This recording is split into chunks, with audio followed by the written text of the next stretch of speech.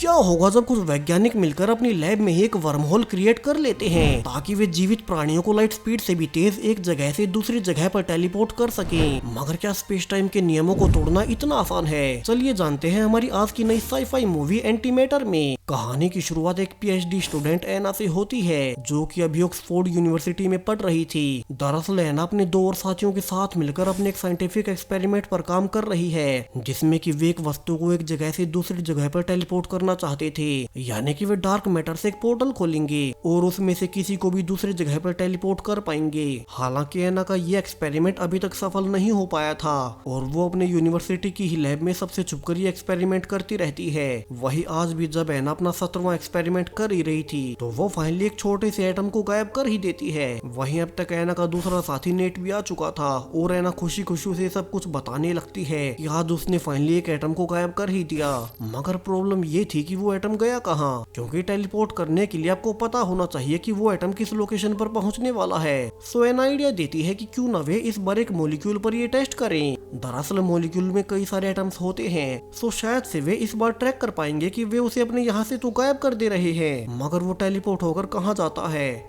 और अब जब वे मिलकर एक मॉलिक्यूल पर टेस्ट कर ही रहे थे तो इस बार उनके कंप्यूटर्स ही बंद पड़ जाते हैं। दरअसल प्रॉब्लम उनके कंप्यूटर्स में थी और चूंकि वे यूनिवर्सिटी के पुराने कंप्यूटर्स पर ये बड़े एक्सपेरिमेंट्स कर रहे थे तो वे कंप्यूटर्स उनके एक्सपेरिमेंट का लोड नहीं उठा पाते और बार बार उनका सर्वर क्रैश हो जाता है। सो दोनों अपनी तीसरी साथी लिव से मिलते हैं जो कि एक प्रोग्रामर थी और वो सुझाव देती है कि क्यों ना वे चुपके से अपने कंप्यूटर को यूनिवर्सिटी के सारे ही कंप्यूटर से जोड़ दे और आसपास के एरिया के सारे ही कंप्यूटर्स का इस्तेमाल कर वे जॉइंटली उनकी कंप्यूटिंग पावर का इस्तेमाल कर पाएंगे। हालांकि नेट ये सुन डर जाता है क्योंकि ये इलीगल था, मगर लिव उसे भरोसा दिलाती है कि उसके डाले हुए वायरस को यूनिवर्सिटी में कोई भी पकड़ नहीं पाएगा और अभी के लिए तो उनके पास और कोई रास्ता भी नहीं बचा। वही वे देखते भी हैं कि उनकी यूनिवर्सिटी के सामने बहुत से लोग प्रोटेस्ट कर रहे थे क्योंकि यहाँ काफी सारे जानवरों पर इलीगल एक्सपेरिमेंट्स किए जा रहे हैं जिनमें कि ये तीनों भी शामिल थे। सो तीनों उनसे चुप जल्दी से वापस से अपनी लैब में आकर अब अपने कंप्यूटर्स को अपग्रेड करने लगते हैं, जबकि लिव ने आसपास के एरिया के सभी ही कंप्यूटर्स को ज्वाइंट कर लिया था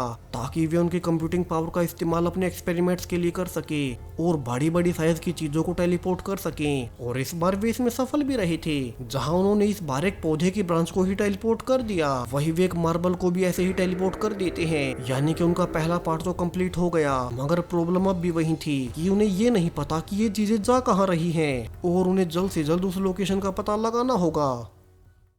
सो तीनों अगले कुछ दिनों तक ऐसे ही लगातार एक्सपेरिमेंट्स करते रहते हैं और अब तक तो उन्होंने और भी बड़ी बड़ी चीजों को टेलीपोर्ट करना शुरू कर दिया था, जहां वे एक दिन समय के साथ तीनों ने ही एक ट्रिक निकाली जिससे कि वे एक स्पेसिफिक लोकेशन के कोऑर्डिनेट्स मशीन में डाल देंगे और वहीं पर एक वर्म होल खोल अपनी सारी चीजों को टेलीपोर्ट कर पाएंगे, जहाँ वे ऐसा एक क्यूब के साथ कर भी लेते हैं। यानी कि उनका ये एक्सपेरिमेंट सफल हो गया और उन्होंने लैब में ही वर्म होल बनाकर चीजों को टेलीपोर्ट कर ही दिया। सो अब वे अगली स्टेज यानी कि जीवित प्राणियों को टेलीपोर्ट करने पर टेस्टिंग करने लगते हैं और यहाँ भी जब उन्होंने एक वर्म को टेलीपोर्ट किया तो वो बिना मरे जीवित ही टेलीपोर्ट हो गया। तो वे जल्दी से मशीन को और अपग्रेड करने लगते हैं क्योंकि अगर उनकी ये टेक्नोलॉजी सफल हो गई तो वे शायद से दुनिया के सबसे अमीर लोग बन जाएंगे। इससे वे किसी भी इंसान को दूसरे ग्रहों तक सेकेंड्स में भेज पाएंगे, गाड़ियों से लेकर ट्रेन तक किसी भी प्रकार की ट्रांसपोर्ट की चीजों की कोई जरूरत होगी ही नहीं। वे अपनी इस नई खोज से दुनिया में एक नया रेवोल्यूशन ला देंगे, मगर इससे पहले उन्हें श्योर करना होगा कि वे जीवित इंसानों को बड़ी ही सावधानी से टेलीपोर्ट करें, क्योंकि जिस वर्म होल को वे डार्क मैटर से क्रिएट करते हैं उसे टेलीपोर्ट करते वक्त उनके शरीर का एक एक कण टूटकर दूसरी जगह पर जाता है। तो कहीं टेलीपोर्टेशन के बाद उनकी डीएनए संरचना में कोई प्रॉब्लम ना आ जाए और वे एक बिल्ली लेकर उसका एक्सपेरिमेंट भी करते हैं, जिसकी की जांच करने पर उनकी यह आशंका भी खत्म हो गई थी, यानी कि उनकी ये मशीन बिल्कुल ही परफेक्ट है। तो अब उन्हें इसे स्टेबल बनाना होगा क्योंकि उनके बनाए हुए वर्म होल्स काफी छोटे और कम समय के लिए स्टेबल रहते थे। तो अब वे फैसला करते हैं कि वे किसी बड़े बिजनेसमैन को अपना इन्वेस्टर बनाकर एक हाईटेक लैब बनवाएंगे, जहां तीनों ही अपने फ्यूचर को लेकर खुशी से सामान नहीं पा रहे थे क्योंकि उन्होंने इंसानी इतिहास की अब तक की सबसे बड़ी खोज कर ली थी। वही अब जब नेट और एना साथ में ही थे तब आज नेट फाइनली एना को प्रपोज कर ही देता है कि असल में वो उससे बहुत पहले से प्यार करता था, सो क्यों ना वे कपल बन जाए और एना भी इसके लिए मान जाती है। मगर अब जब दोनों बातें कर ही रही थी कि लिव एक बुरी खबर के साथ आती है और बताती है कि असल में उनका वायरस अब फेल होने लगा है, जिससे कि वे आसपास के एरिया के सारे ही कंप्यूटर्स का इस्तेमाल इस्तेमाल अपने एक्सपेरिमेंट्स के लिए करते आए थे और अब बस उनके पास एक ही दिन बचा है और अब तो उनके पास सिर्फ एक ही दिन बचा है अपने एक्सपेरिमेंट्स को पूरा करने के लिए। सो उन्हें अपनी बड़ी फंडिंग को सिक्योर करने के लिए आज ही के दिन कोई बड़ा एक्सपेरिमेंट कर ये प्रूव करना होगा कि उनकी मशीन इंसानों तक को टेलीपोर्ट करने के लिए रेडी है। वहीं चूंकि वे किसी और को अपने एक्सपेरिमेंट्स के बारे में बता नहीं सकते क्योंकि ये अभी तक इलीगल है। सो तीनों में से ही वे फैसला करते हैं कि उन्हीं में से कोई एक उस मशीन के अंदर जाकर खुद को टेलीपोर्ट करेगा और अब रैंडम चूजिंग के दौरान एना का ही नाम निकलता है और वो इसके लिए मान भी गई थी। तो अब तीनों जल्दी से लैब आकर एना को मशीन में खड़ा करते हैं जहाँ से कि वर्म होल बनाकर उसे दूसरी जगह पर निकलना था। वही वो एक्सपेरिमेंट से पहले नेट से कहती भी है कि ये तो बस एक शुरुआत है और वे साथ मिलकर आगे बहुत कुछ करेंगे। सो फाइनली लिव मशीन को रेडी कर सिग्नल देती है और कुछ ही देर में मशीन के शुरू होते ही एना अपनी जगह से गायब हो चुकी थी और यहीं से अब कहानी पूरी तरह से बदल जाएगी क्योंकि उन्होंने ऐसी गलती कर दी थी जिसके बारे में कोई सोच भी नहीं सकता।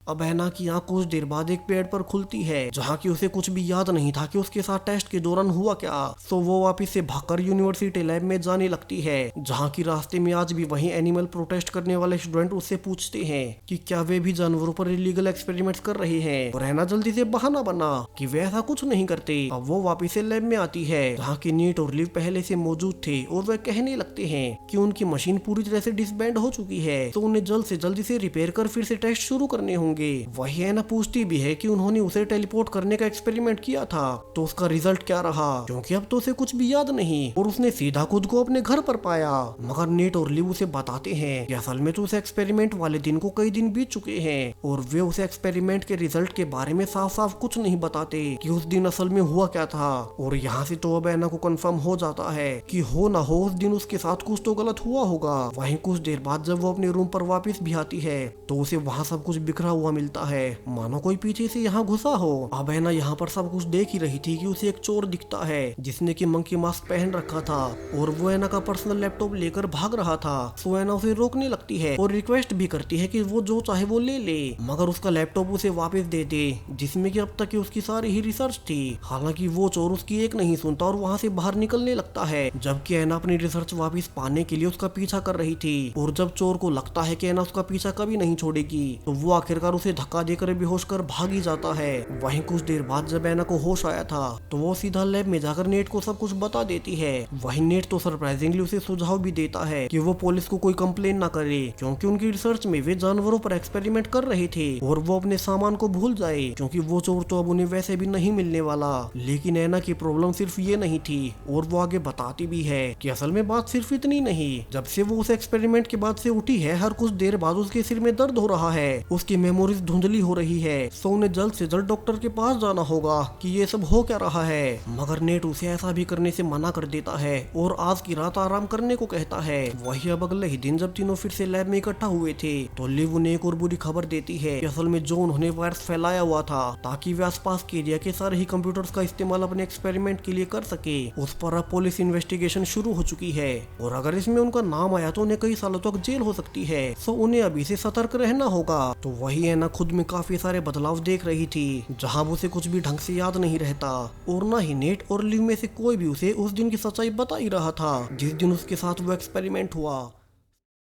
सो वो अपनी एक डायरी लेकर उसमें नोट्स बनाने लगती है ताकि अगर वो कुछ भी भूल जाए तो इसे पढ़कर उसे पता चल जाए कि असल में पूरे दिन उसके साथ क्या हुआ है। वही अब जब अगले ही दिन है ना खुद का ब्लड सैंपल चेक करने स्टोर में जा ही रही थी ताकि उसे ये पता चल सके कि उसके साथ हो क्या रहा है। क्या वो स्टोर रूम भी लॉक्ड था और नेट कहता है कि इसे तो एना ने ही खुद से ही लॉक किया हुआ है, मगर एना को अपनी डायरी से पता था कि वे उसे झूठ बोल रहे हैं और उसे लगता है कि नेट और लिव मिलकर उसकी सारी रिसर्च को अपना बनाना चाहते हैं। तो वो गुस्से में वहाँ से निकल जाती है। अब नेट और लिव अचानक से ही एना के साथ इतना वियर्ड बिहेव क्यों कर रहे हैं, इन सभी का राज उसी एक्सपेरिमेंट वाले दिन से जुड़ा हुआ है। तो उस दिन असल में हुआ क्या था, नेट और लिव ऐसा क्यों बिहेव कर रहे हैं, हमें जल्द ही पता चलेगा। वही अब जब एना बाहर जाती है तो अब तक तो प्रोटेस्ट और ज्यादा बढ़ चुके थे और प्रोटेस्टर्स में से उनका लीडर जेम्स एना के पास आकर कहता भी है कि उसे पता चल चुका है कि एना ने ही अपनी लैब में एक्सपेरिमेंट्स के लिए जानवरों का इलीगल इस्तेमाल किया है। तो वो उसे पुलिस की धमकी देकर चला जाता है कि वे उसे सजा दिलाकर ही रहेंगे। तो अब अगली ही रात एना नेट को डिनर के लिए मिलने बुलाती है और पूछने लगती है कि उन्हें अचानक से क्या हो गया। और वे उसे इतना वियर्ड बिहेव क्यों कर रहे हैं, जबकि एक्सपेरिमेंट के पहले तो नेट उसे शादी के लिए प्रपोज कर रहा था। हालांकि नेट अभी भी नाटक करते हुए कहता है कि सब कुछ नॉर्मल ही है और वे उसके अभी भी दोस्त हैं जो कि उसे कभी धोखा नहीं देंगे। सो वो अब खुद से ही एना के नोटपैड पर ये सब लिखने लगता है कि वो उन पर भरोसा करे, क्योंकि एना की मेमोरीज तो फेड हो रही थी और वो नोटपैड को पढ़कर ये सब कुछ जान पाती है। हालांकि एना ऐसा लिखती नहीं है क्योंकि उसे पता था कि कुछ तो बड़ी गड़बड़ है जो कि नेट और लिव उसे छिपा रहे हैं। सो अब अगले ही दिन लैब में जाते ही एना उसे कैमरा रिकॉर्डर के बारे में पूछने लगती है, जिससे कि वे उस दिन का एक्सपेरिमेंट रिकॉर्ड कर रही थी और उसे देख एना को पता चल जाएगा कि असल में उस दिन हुआ क्या था। मगर नेट इस पर भी झूठ बोलता है कि वो उस कैमरा को अपने पुश्तैनी घर ले गया था जो कि यहाँ से दूसरे शहर में है। सो वो जब भी कुछ दिन बाद अपने घर जाएगा तो उसके लिए वो रिकॉर्डर वापस ले आएगा। यहाँ वो आगे भी कहता है कि चूंकि एना की हेल्थ काफी ही खराब है सो वो कुछ दिन लैब न आए और अपने घर पर ही रेस्ट करे। मगर ये सुनने के बाद तो एना भड़क उठी थी और वो कहने भी लगती है कि वे दोनों उसकी इन्वेंशन को चुराने के लिए ही उसे पागल बना रहे हैं और वे चाहते हैं कि वो लैब ही ना आए। मगर वो अपनी लैब में आना बंद नहीं करेगी और ये पूरा ही प्रोजेक्ट उसी का है। वहीं अब तक कॉलेज के प्रोफेसर ने भी सभी ही स्टूडेंट्स को इकट्ठा कर लिया था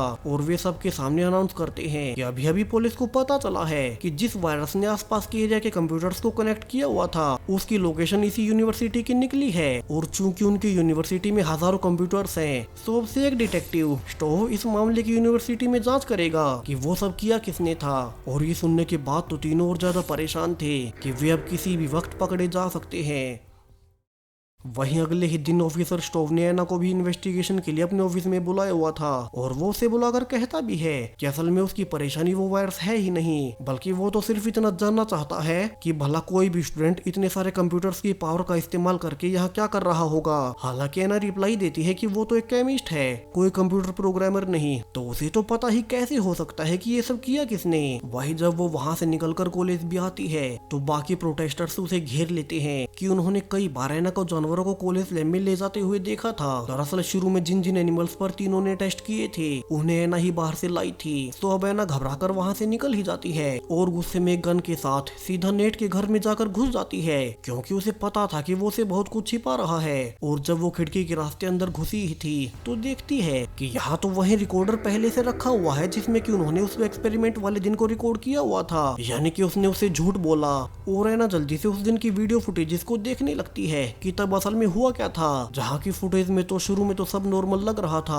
और एना ने उस दिन टेलीपोर्टेशन को अच्छे से कंप्लीट भी कर लिया। मगर 1 मिलीसेकंड की फुटेज में उसे दो एना दिखाई दी, यानी कि एक इंसान के दो वर्जन्स। और एना ये सब देख हैरान ही थी कि पीछे से नेट आकर उसे बताता है कि असल में तो वे उसे ये सच्चाई कई बार ऑलरेडी बता चुके हैं, मगर चूंकि उसकी मेमोरी स्टेबल नहीं है तो वो हर बार इसे भूल जाती है। और वो उसे अभी लैब चलने को कहता है ताकि वो उसे सब कुछ फिर से समझा सके कि असल में उस दिन हुआ क्या था। मगर अब डर के मारे एना उस पर गन पॉइंट कर गोली चला ही देती है, जिसमें कि वैसे तो गोली नेट को सिर्फ छूकर निकली थी, मगर एना डर कर वहाँ से भाग जाती है। हालांकि अब तक उसकी हालत और ज्यादा बिगड़ने लगी थी, मानो उसका शरीर ही उसका साथ ना दे रहा हो। और आखिर में लिव उसे उठाकर लैब में ले ही आती है, जहाँ की एना देखती है कि नेट यहाँ पहले से आ चुका है। हालांकि उसे गोली छू कर निकली थी मगर वो सेफ था। और यहाँ से नेट अब एना को सब कुछ रिवील करना शुरू करता है कि उस दिन असल में हुआ क्या था। दरअसल उस दिन तक उनकी मशीन स्टेबल नहीं थी और जब उन्होंने एना को टेलीपोर्ट किया तो वो वर्म होल कुछ ज्यादा देर तक खुला रह गया। तो उन्होंने टेस्ट को फिर से करने का सोचा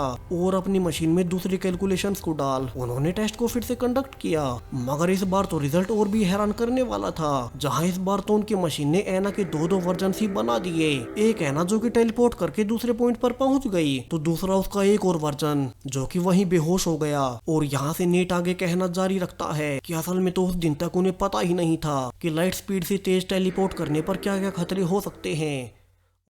और चूंकि एना लाइट स्पीड से भी तेज टेलीपोर्ट हुई थी तो उसका दूसरा वर्जन सिर्फ प्रोटॉन और लाइट का बन गया, और इसलिए ही ये एना बार बार अपनी मेमोरीज को भूल रही थी। उसे सिर में दर्द हो रहा था, जहाँ इसके बारे में उन्होंने पहले भी उसे समझाया था, मगर वो बार बार इसके बारे में भूल जाती है। जिसके बाद फाइनली उन्होंने फैसला किया कि वे तीनों मिलकर पहले मशीन को कॉन्फ़िगर करेंगे और उसे फिक्स करेंगे, और तब तक वे इस प्रोटॉन एना को कुछ नहीं बताएंगे। अब ये सुनने के बाद तो एना हैरान थी कि ऐसा कैसे हो सकता है, और वो खुद का ब्लड लेकर चेक भी करती है, मगर अब इसमें कुछ नहीं था, यानी कि नेट का कहना सही है। और तभी एना के सामने उसका दूसरा वर्जन यानी कि रियल एना आती है और वो रिवील करती है कि असल में वही उस दिन मंकी मास्क के पीछे थी, जिसे कि अपने घर से अपना लैपटॉप और सामान चाहिए था, इसलिए ही वो अंदर घुसी। इतना ही नहीं, असल में जो रियल एना जो कि रियल मैटर की बनी हुई है, और ये दूसरी प्रोटोन एना जिसे कि हमने उस एक्सपेरिमेंट के बाद से देखा था, वो तो बस रियल एना की चेतना का कुछ हिस्सा भर था जो कि एंटी मैटर से बना हुआ है, और इसलिए ही वे इतने दिनों से मशीन को रिपेयर कर रहे थे ताकि दोनों को फिर से मशीन में डाले और एंटी मैटर से बनी एना रियलिटी से हटकर वापस से रियल एना में मिल जाए।